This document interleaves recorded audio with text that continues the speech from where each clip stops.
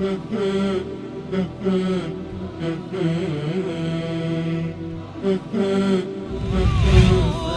على الحسن العبقى فالورد تضوع واعتنقى حسن يا رب لنا الخلقا طهره فلا يحوي نزقا.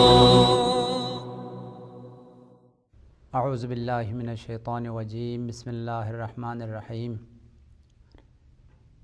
الحمد للہ رب العالمین والصلاة والسلام علی محمد وآلہ الطیبین الطاہرین الذین اذهب اللہ عنہم الرجس وطہرہم تطہیرا. اللہم صل علی محمد وآل محمد وعجل فرجہم. اما بعد فقد قال اللہ الحکیم بسم اللہ الرحمن الرحیم وَلَكُمْ فِي رَسُولِ اللَّهِ أُسْوَةٌ حَسَنَةٌ. وقال مولانا امیر المؤمنین كان رسول اللہ اجود الناس کفا واجرأ الناس صدرا. مومنین کرام، اس سے پہلے آپ کی خدمت میں اخلاق کی تعریف اور اخلاق کے مفہوم کو بیان کیا گیا، اور جائے گاہ ہے اخلاق کی اہمیت اور اخلاق کی ضرورت آیات کی روشنی میں، روایات کی روشنی میں آپ کی خدمت میں بیان کیا گیا. آپ کی خدمت میں عرض کیا کہ اخلاق کے مفہوم کو اگر سمجھنا ہے، اخلاق کسے کہلاتا ہے، اور حقیقی معنوں میں خلق عظیم کا جو مصداق ہے، جو خلق عظیم کا مالک ہے، اس کی زندگی پر غور کرنا ہوگا. حقیقت میں تمام انسانی فضائل اور انسانی کمالات اور تمام اعلیٰ اخلاقی اقدار کا جو مجموعہ ہے وہ سرور کائنات کی ذات ہے. پیغمبر اخلاق کا مجموعہ ہے، کمالات انسانی کا مجموعہ ہے. جتنی انسانی کمالات اور خوبیاں اور برتریوں کو اگر دیکھنا ہے، سمجھنا ہے، تو وہ رسول اللہ کی زندگی کی معرفت حاصل کریں، اور سرور کائنات کی زندگی میں تمام انسانی کمالات اور تمام انسانی خوبیاں اور تمام اخلاق سرور کائنات کی زندگی میں ہے. یعنی اخلاق کا جو پیکر ہے، اخلاق کا جو تجسم واقعی ہے، وہ سرور کائنات کی ذات ہے. لہذا ہمیں اخلاق کو سمجھنے کے لیے اور اخلاق کو اپنانے کے لیے سرور کائنات کی زندگی کو سمجھنا ہوگا، ان کی زندگی کو سامنے رکھنا ہوگا. پیغمبر کی زندگی آئینہ ہے تمام انسانی کمالات کے لیے، تمام انسانی خوبیوں کے لیے، تمام انسانی فضائل کے لیے.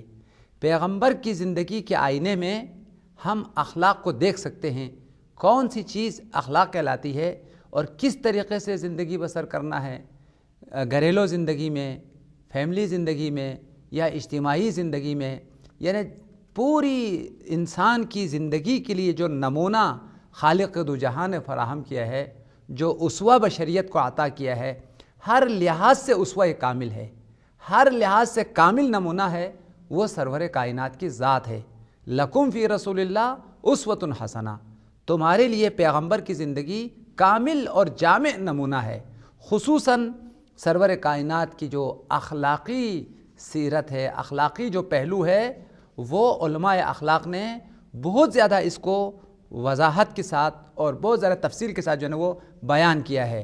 تو اگر ہم نے اپنی زندگی میں اخلاق کو اپنانا ہے تو رسول اللہ کی زندگی کو سامنے رکھنا ہوگا، اور ایک ایک زندگی کا جو نقش ہے، زندگی کا جو کردار ہے، اس کو اپنے زندگی میں اپنانا ہوگا. تو یقیناً پھر ہماری زندگیاں سنور جائے گی، ہماری زندگیاں جو ہے نا وہ نورانی ہوگی، اور ہماری زندگیوں میں بھی پھر اخلاق آئیں گے. اور اخلاق کو سمجھنے کے لیے سرور کائنات کی زندگی کو سمجھنا ضروری ہے.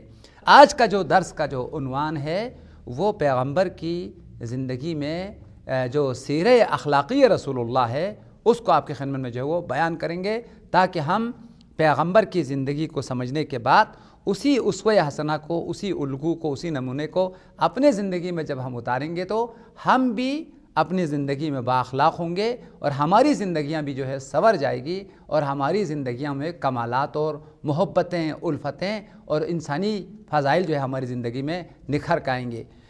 اس لیے علماء اخلاق کا فرمان ہے وَلَقَدْ كَانَ سَيِّدُ الْمُرْسَلِينَ الْمَثَلُ الْأَعْلَى فی حسن الخلق۔ انسانی زندگی میں سب سے اعلیٰ اور عظیم جو مثال ہے حسن خلق کے لیے وہ سرور کائنات کی ذات ہے۔ وغیرہ من کرائم الفضائل، اور خلق کے علاوہ جو انسانی تمام فضائل ہے وہ تمام کے تمام مجسم ہو کر سرور کائنات کی زندگی میں ملتی ہے۔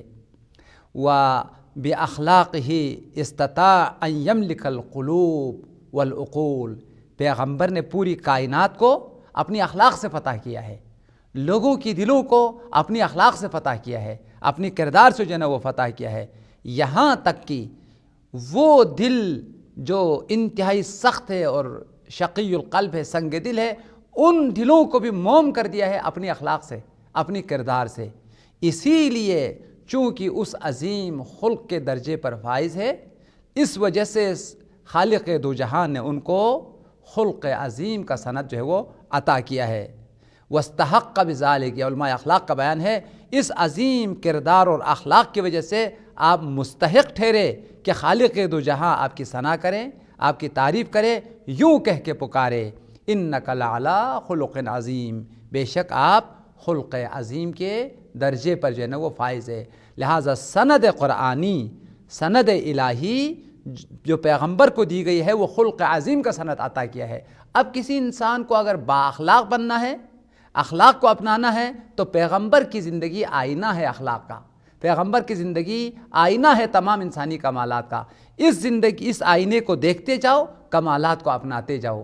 اب ہم آپ کی خدمت میں روایات کی روشنی میں، علماء اخلاق کے بیان کی روشنی میں سیرہ اخلاقی رسول اللہ کو بیان کریں گے۔ اس مقصد کے خاطر اس سیرہ کو اگر آپ نے اپنا لیا اور اس اسوہ حسنہ پر آپ نے عمل کر لیا تو یقیناً آپ بھی خلق عظیم کے مالک ہوں گے، خلق عظیم پر چلنے والے ہوں گے اور اس عظیم اسوہ حسنہ کو اپنانے والوں میں سے ہوں گے۔ آپ کی زندگی بھی خوبصورت ہوگی، آپ کی زندگی میں بھی کامیابیاں اور آپ کی زندگی میں بھی کمالات جو ہے وہ آئیں گے۔ مولا کائنات پیغمبر کی اخلاق اور پیغمبر کی اوصاف کو بیان کرتے ہوئے اس روایت کو مولا نے نقل فرمایا ہے، کان رسول اللہ اجود الناس کفا۔ پوری تاریخ بشر میں سب سے عظیم ترین جو سخی انسان ہے وہ سرور کائنات ہے۔ سخاوت پیغمبر کی سیرت ہے، پیغمبر کی وجود میں بخل قطعاً نہیں ہے، وہ سخاوت کا پیکر ہے۔ تمام انسانوں کو سب سے زیادہ جو دینے والی ذات ہے، سب انسان کو جو نوازا ہے، ہر چیز جو انسانیت کو اگر ملی ہے تو سرور کائنات کی ذات سے۔ علم ملا اور معرفت ملی، شریعت ملی، ہدایت ملی، جو کچھ انسانیت کو عطا ہوئی وہ عظیم سخی انسان وہ سرور کائنات کی ذات ہے۔ اس لیے مولا کائنات نے فرمایا کانا رسول اللہ اجود الناس کفا، پیغمبر تمام انسانوں میں سب سے عظیم سخی انسان ہے، لہٰذا سخاوت پیغمبر کی سیرت ہے۔ جو انسان بخیل ہے، کنجوس ہے، وہ پیغمبر کی سیرت سے دور ہے۔ جو انسان سخی ہے، دینے والا انسان ہے، اس نے پیغمبر کی سیرت کو جو وہ اپنایا ہے۔ یہاں مجھے ایک اور خوبصورت روایت خود پیغمبر کا یاد آیا۔ پیغمبر نے فرمایا سخی انسان تین چیزوں سے نزدیک ہے، السخی قریب من اللہ وقریب من رسول اللہ وقریب من الجنہ۔ بعض روایت میں ہے قریب من الناس۔ سخی انسان خدا سے نزدیک ہے، لوگوں سے بھی نزدیک ہے، رسول سے بھی نزدیک ہے اور جنت سے بھی نزدیک ہے۔ لیکن اس کے مقابل میں اگر وہ بخیل انسان ہے، کنجوس انسان ہے، نہ وہ کسی غریب انسان کو کچھ دیتا ہے، نہ وہ خمس دیتا ہے، نہ وہ زکوٰۃ دیتا ہے، بہت بڑا کنجوس اور بہت بڑا بخیل انسان ہے، تو یہ خدا سے بھی دور ہے، لوگوں سے بھی دور ہے، جنت سے بھی جو ہے وہ دور ہے۔ یہ روایت میں آیا ہے قریب من النار، وہ جہنم سے نزدیک ہے۔ لذا پیغمبر کی سیرت میں سب سے بڑا جو ہمارے لیے اسوہ ہے، جو الگو ہے، جو نمونہ ہے، وہ سخاوت کا ہے۔ پیغمبر سخی تھے، آپ کو سخاوت جو ہے وہ اپنانا ہوگا اگر آپ رسول اللہ کے ماننے والے ہیں۔ مولا کائنات نے فرمایا کان رسول اللہ اجود الناس، پیغمبر تمام لوگوں میں سب سے زیادہ جواد اور سخی انسان تھے۔ وَأَجْرَأُ النَّاسِ صَدْرًا، سب سے زیادہ بہادر، سب سے زیادہ شجاع، سب سے زیادہ دشمن سے نہ ڈرنے والا، دشمن سے نہ گھبرانے والا، اجرأ الناس، جری انسان تھے، بہادر انسان تھے، شجاع انسان تھے، وَأَصْدَقُ النَّاسِ، اور تمام انسانوں میں سب سے زیادہ جو صادق اور سچ کہنے والا انسان ہے وہ سرور کائنات کی ذات ہے۔ اصدق الناس لہجتاً، سب سے زیادہ صداقت کے جو مالک ہے، سچائی کے جو مالک ہے وہ سرور کائنات کی ذات ہے۔ یعنی سچ کہنا، کردار میں صداقت، گفتار میں صداقت پیغمبر کی پہچان ہے۔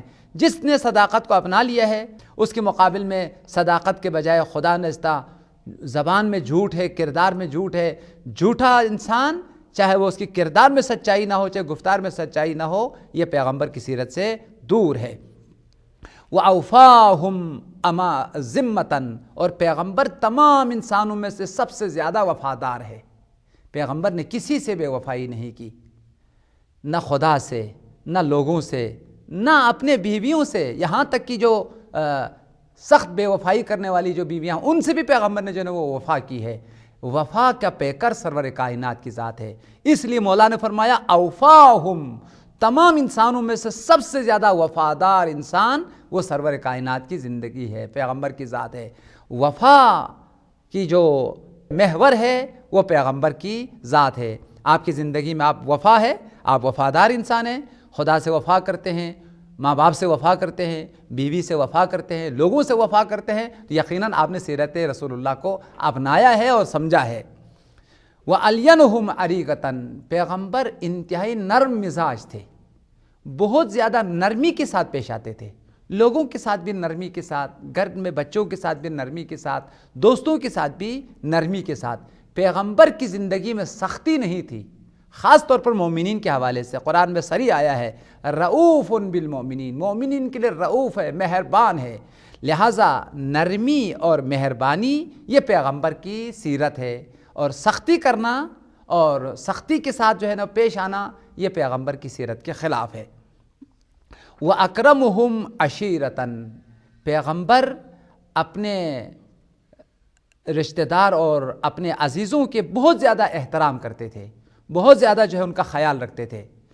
انشاءاللہ ذیل میں بھی ہم انشاءاللہ پڑھیں گے، متعدد اخلاقی کتابوں میں ہے پیغمبر نے اپنے قول اور اپنی فعل سے رشتہ داروں کے ساتھ نیک تعلقات رکھنے کی اور ان کی عزت کرنے کی، ان کا احترام کرنے کی بہت زیادہ پیغمبر کی سیرت میں تاکید ہے۔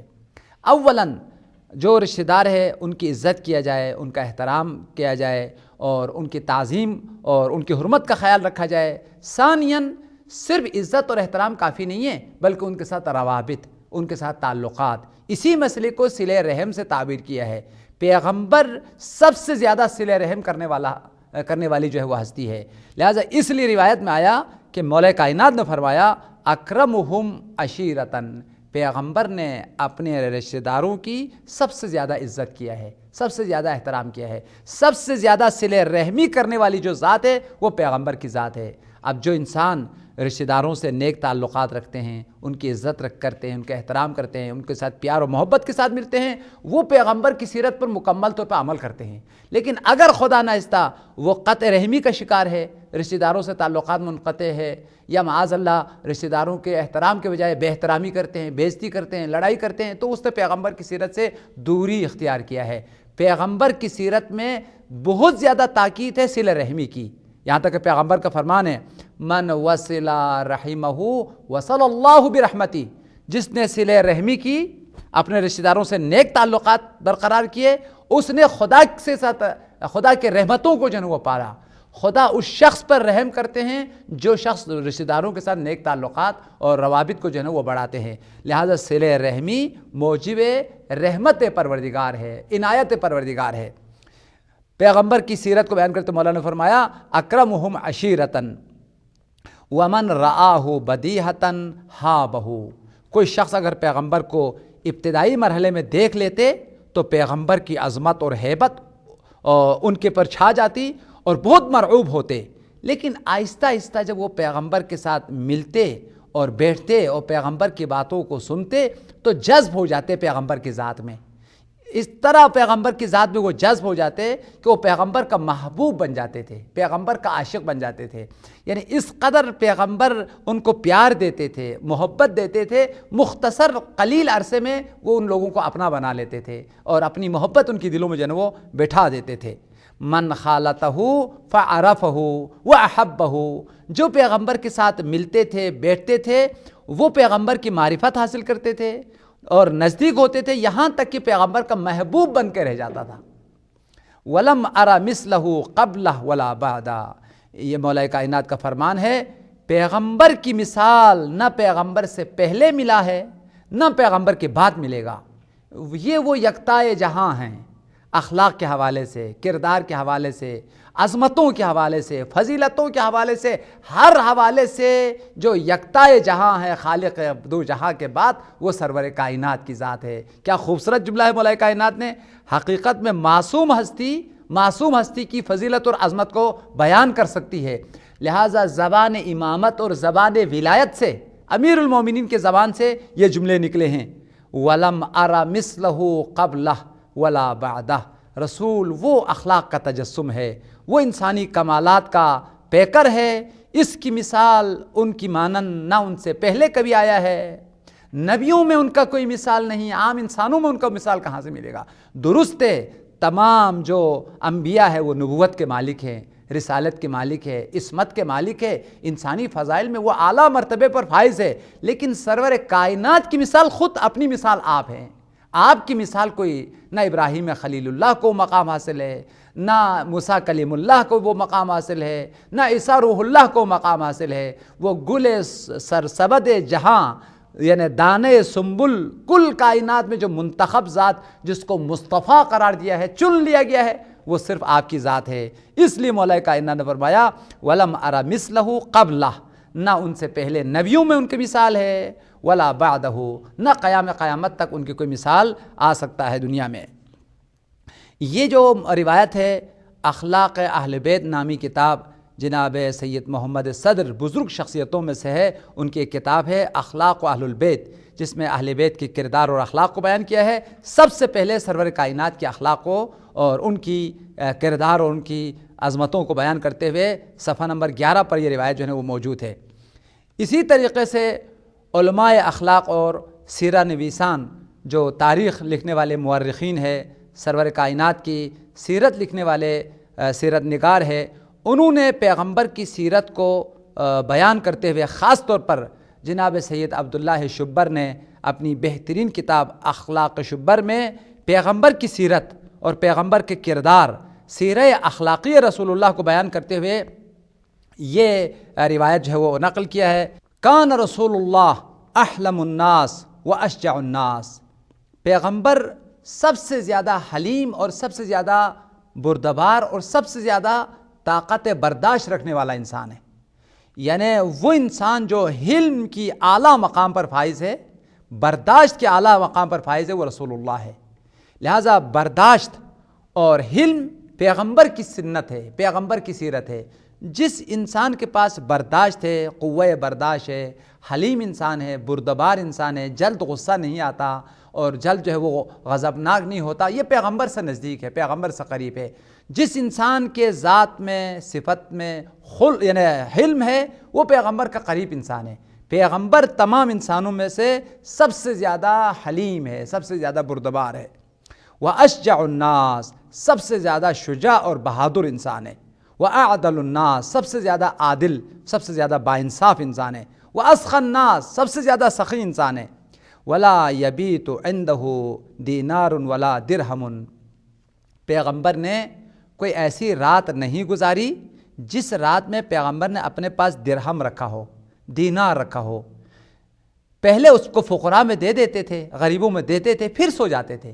ایک رات نہیں گزری پیغمبر نے درہم اور دینار کو اپنے گھر میں رکھا ہو، بلکہ درہم و دینار کو فقیروں اور غریبوں کو تقسیم کرتے تھے، پھر جو ہے وہ سو جاتے تھے. ولا یبیت عندہ، کوئی رات نہیں گزری عندہ درہم و دینار، ان کے پیغمبر کے پاس درہم اور دینار ہو.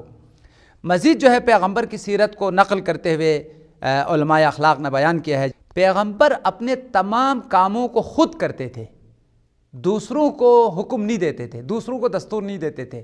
یہاں تک کہ اگر کوئی بھی شخصی اور ذاتی کام کی ضرورت ہو تو خود اپنے ہاتھ سے ان کاموں کو انجام دیتے تھے۔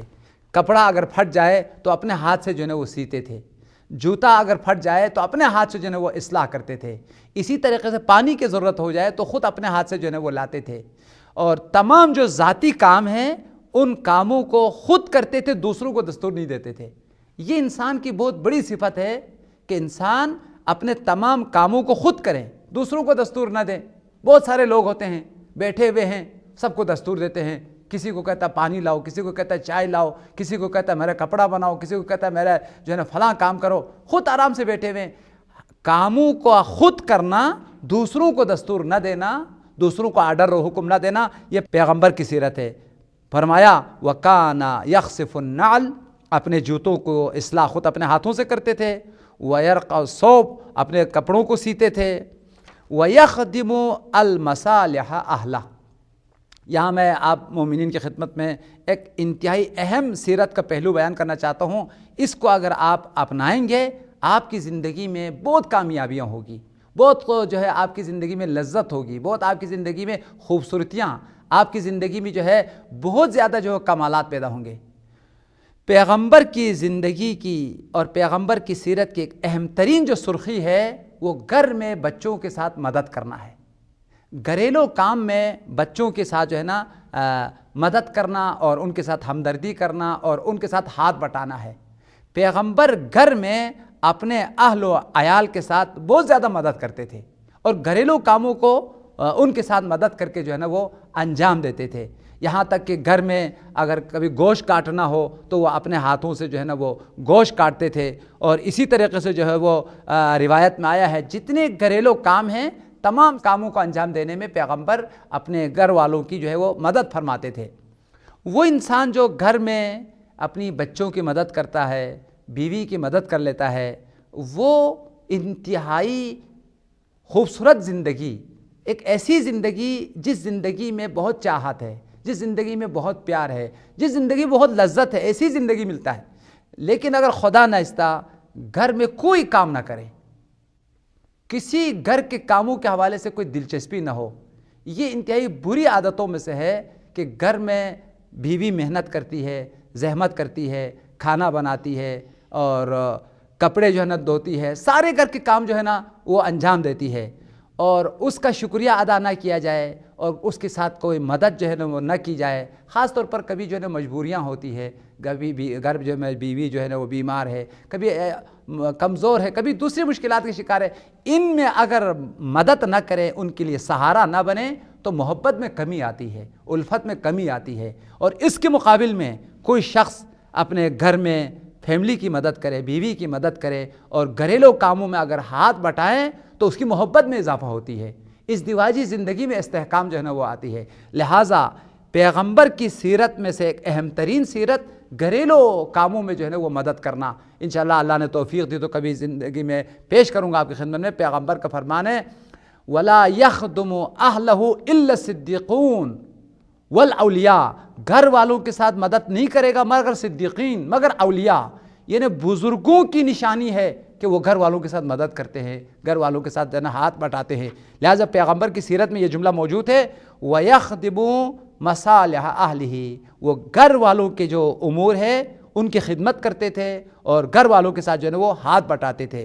لہٰذا گھر والوں کے ساتھ خدمت کرنا، گھریلو امور میں ہاتھ بٹانا، یہ پیغمبر کی سیرت ہے، اس میں کوئی نقص نہیں ہے، اس میں کوئی عیب نہیں ہے۔ اگر آپ گھر والوں کے ساتھ اگر مدد کریں، یہ آپ کی بزرگی کی علامت ہے، یہ آپ کی شخصیت کی علامت ہے۔ پیغمبر سے زیادہ عظیم شخصیت کون ہے؟ پیغمبر نے گھر والوں کے ساتھ مدد کر کے ہمیں یہ بتایا کہ یہ شخصیت ہے، یہ عظمت ہے، یہ انسانیت کی علامت ہے کہ گھر والوں کے ساتھ مدد کرنا، یعنی یہ اس بات کی دلیل ہے کہ آپ ان کے گھر کے کاموں کو اہم سمجھتے ہیں اور ان کو عملاً ان کے ساتھ تعاون کر کے یہ بتاتے ہیں کہ ہم تمہارے گھریلو کاموں کی قدر کرتے ہیں اور اس کو عملاً جو ہے نا وہ خود بھی مدد کرتے ہیں۔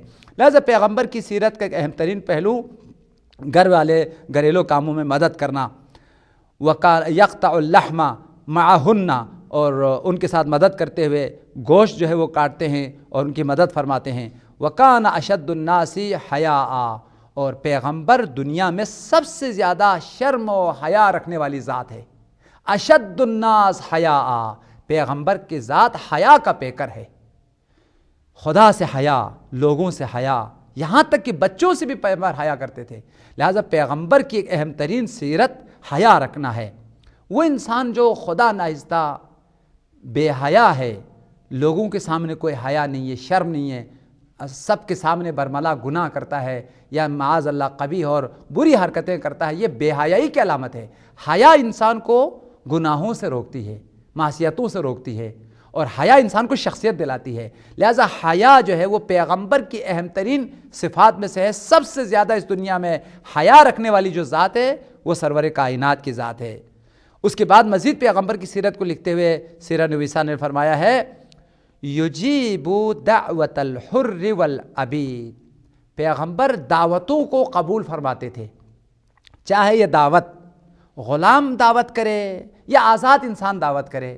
یعنی جب مومنین پیغمبر کو دعوت دیتے تھے اپنے گھر پر تشریف لانے کی، اور کسی بھی مناسبت پر پیغمبر کو اگر دعوت دے گھر پر، تو پیغمبر اس دعوت کو رد نہیں کرتے تھے۔ اسی وجہ سے روایات میں آیا ہے کسی بھی مومن کی دعوت کو رد کرنا مکروہ ہے، پسندیدہ نہیں ہے، یہ پیغمبر کی سیرت کے خلاف ہے۔ اگر کوئی آپ کو دعوت دے رہا ہے، مجلس کی دعوت دے رہا ہے، شادی پہ دعوت دے رہا ہے، ولیمے پہ دعوت دے رہا ہے، مختلف جو ہے وہ خوشیوں میں آپ کو دعوت دے رہا ہے، یا مجلسوں کے حوالے سے مختلف محفلیں ہوتی ہے، مختلف پروگرام ہوتے ہیں، اس میں اگر کسی نے آپ کو دعوت دی ہے تو اس کو آپ قبول کریں۔ اس قبول کرنا دعوتوں کو، یہ پیغمبر کی سنت ہے، پیغمبر کی سیرت ہے۔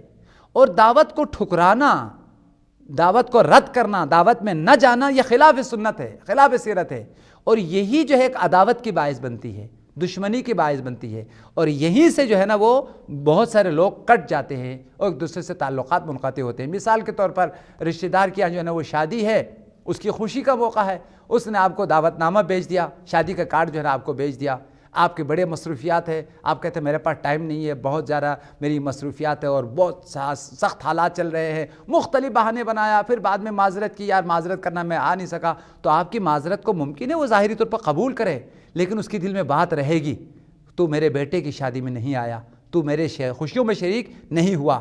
لہٰذا انسانیت اس چیز کا نام ہے، کسی کی خوشی ہے تو خوشی میں شریک ہو جاؤ، کسی کی اگر غم ہے تو غم میں شریک ہو جاؤ۔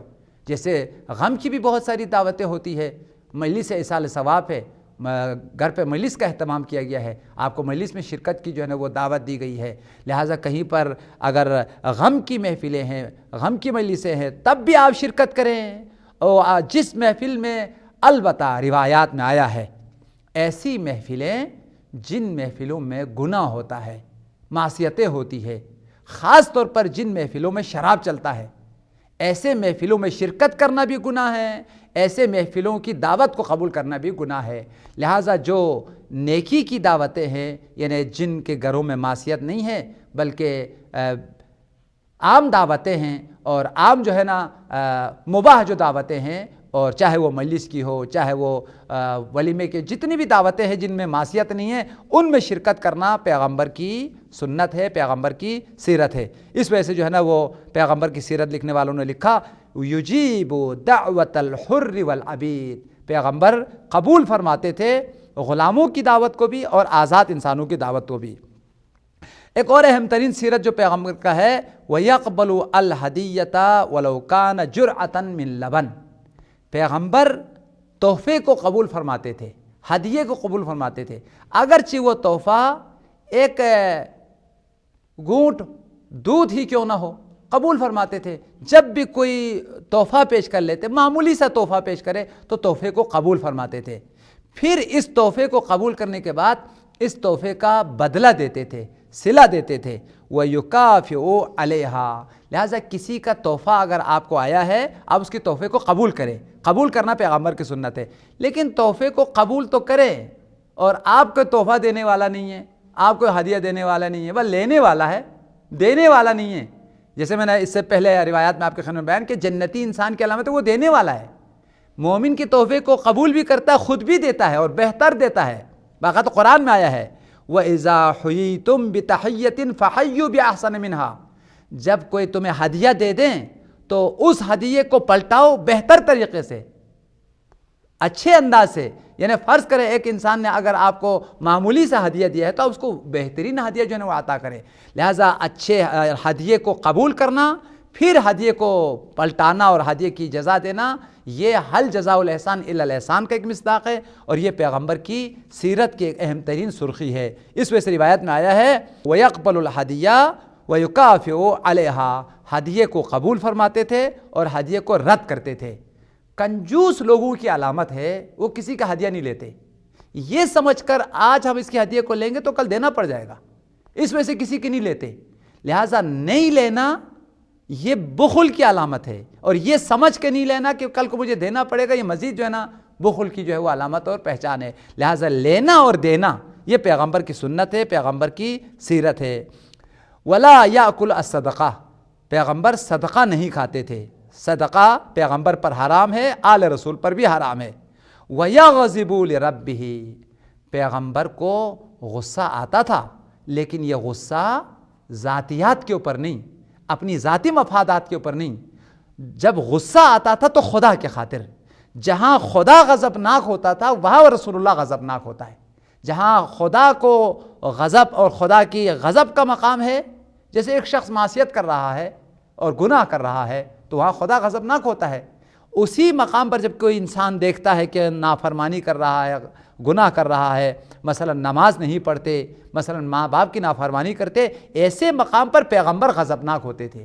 لہٰذا پیغمبر کا غضب خدا کے خاطر ہے، رضا الہی کے خاطر ہے.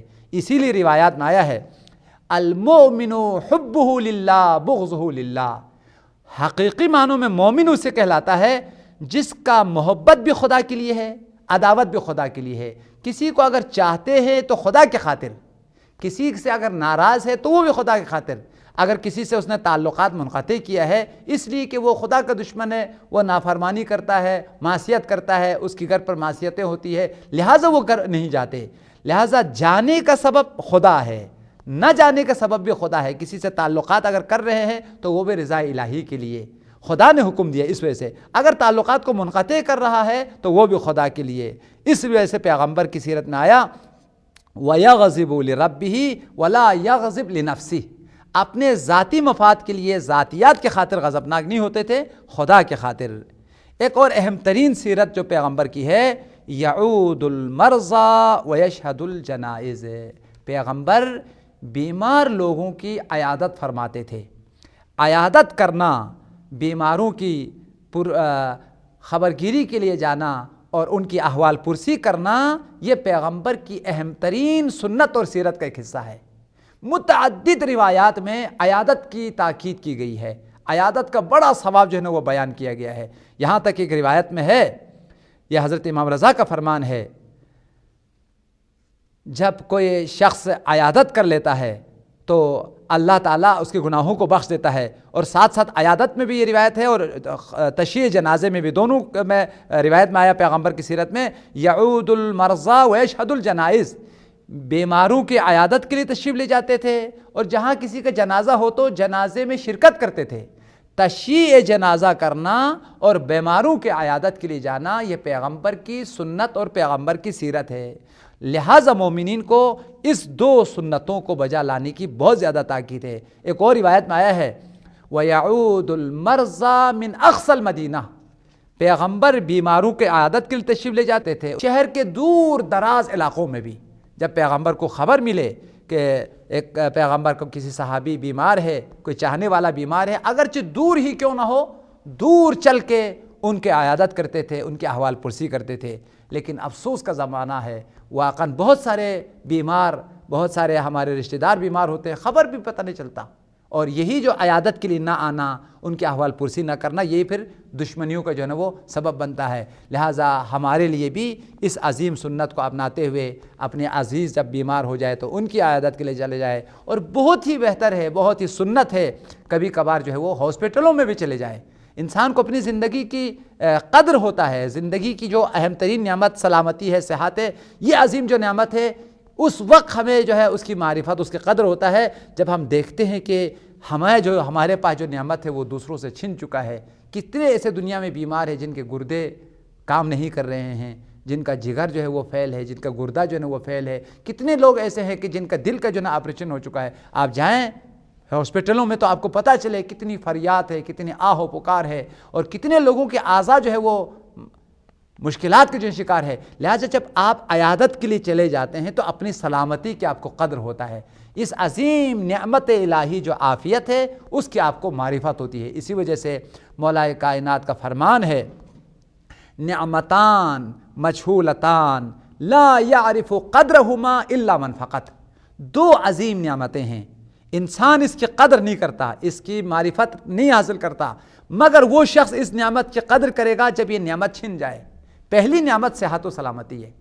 جب انسان سے سلامتی چلی جائے، صحت ختم ہو جائے، جب بیمار ہو جائے تب پتہ چلتا ہے صحت کتنی عظیم نعمت تھی کہ جو ہمارے ہاتھ سے چھن چکی. اسی طریقے سے دوسری جو نعمت ہے وہ شباب ہے، جوانی ہے. جوانی کی قدر انسان کو نہیں ہے. کس قدر عظیم نعمت ہے. انسان کی آنکھیں، انسان کے ہاتھ، انسان کے بدن طاقتور ہے، تندرست ہے. جوانی کی طاقت، شباب کی طاقت جو ہے وہ کمال پر ہے. لیکن جب آنکھیں جو ہے وہ کمزور ہو گیا، بہت بڑا چشمہ لگ گیا، اور کمر جب جھک گیا اور کان بھی جو ہے نا کم سننے لگا، پھر پتہ چلتا ہے کہ جوانی کتنی بڑی عظیم جو ہے نا وہ نعمت تھی. لہٰذا بیماروں کی عیادت کرنا یہ ہماری گناہوں کی مغفرت کا سبب ہے، محبت اور الفت کا سبب ہے، اور ساتھ ساتھ خدا کی نعمتوں کی قدر اور نعمتوں کی معرفت کا بھی جو ہے وہ سبب ہے. اور یہ پیغمبر کی سنت بھی ہے اور پیغمبر کی سیرت بھی ہے. مزید جو ہے یہ روایت ابھی جاری ہے. انشاءاللہ آنے والے درس میں ہم سیرہ اخلاقی رسول اللہ جو ابھی باقی ہے اس کو آپ کے خدمت میں جو ہے وہ بیان کریں گے. خدایا پروردگارا، سرور کائنات، ختمی مرتبت پیغمبر کی حرمت، پیغمبر کی عظمت، پیغمبر کی نبوت، پیغمبر کی رسالت کا واسطہ، اس عظیم ہستی کی تمام اخلاقی کمالات اور انسانی فضائل اور اعلیٰ اقدار کا واسطہ ہمیں ان کمالات کو اپنانے کی، پیغمبر کی سیرت پر چلنے کی، اور پیغمبر کی سیرت کو اپنا کر دنیا اور آخرت دونوں میں سرخ روح ہونے کی توفیق عطا فرما. خدایا محمد و آل محمد کے ساتھ ہمیں محشور فرما. جتنے بھی مومن مومنات دنیا سے جا چکے ہیں انہیں آل محمد کی شفاعت اور اپنی رحمت واسعہ میں انہیں جگہ عطا فرما. خدایا پروردگارا، حضرت بقیت اللہ الاعظم، مصلح کائنات، منجی بشریت، یوسف زہرا امام زمانہ کے ظہور میں تعجیل فرما. ہمیں ان کے اصحاب اور انصاروں میں شامل فرما. ربنا تقبل منا انک انت السمیع العلیم بجاہ محمد وآل الطیبین الطاہرین. اللہم صلی علی محمد وآل محمد وعجل فرجہم.